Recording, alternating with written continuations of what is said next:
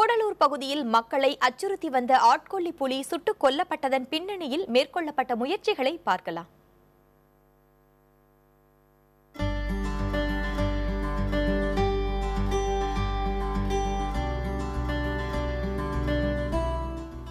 முதுமலையில் இருந்து 5 கிலோமீட்டர் தொலைவில் உள்ள தேவர் சோலை என்ற இடத்தில் கடந்த 11ஆம் தேதி இளைஞர் ஒருவரின் உடல் கண்டெடுக்கப்பட்டது.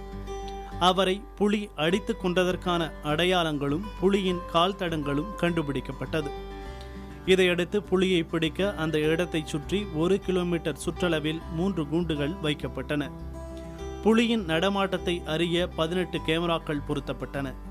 இதில் 7 கேமராக்களில் புலியின் உருவம் பதிவானது. அந்த காட்சிகளில் புலியின் இடது முன்காலில் 2 இடங்களில் காயம் பட்டிருந்தது தெரிய வந்தது. காயம்பட்ட புலியின் நடமாட்டத்தை கணித்து 2 கிலோமீட்டர் சுற்றளவிற்கு 8 குண்டுகள் வைக்கப்பட்டன. 48 கண்காணிப்பு கேமராக்கள் வைத்து புலியின் நடமாட்டத்தை கண்காணிக்கும் பணிகள் தொடங்கின. இந்த புலி வயநாடு முத்தங்கா வனப்பகுதியிலிருந்து கடந்த ஓராண்டு காலமாகவே அடிக்கடி முதுமலை வந்ததும் தெரிய வந்தது. 5 அல்லது 6 வயதுள்ள புலியின் அடையாள எண் 104 என்று வனத்துறையினர் தெரிவித்தனர்.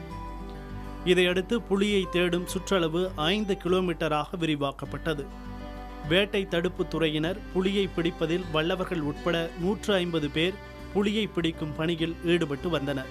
அதிரடி படையினரும் புலியை பிடிக்க களமிறங்கினர். 8 நாட்களுக்கு பிறகு வுட் ட்ரையர் என்ற பகுதியில் ஆட்கொல்லி புலி இன்று சுட்டுக் கொல்லப்பட்டது.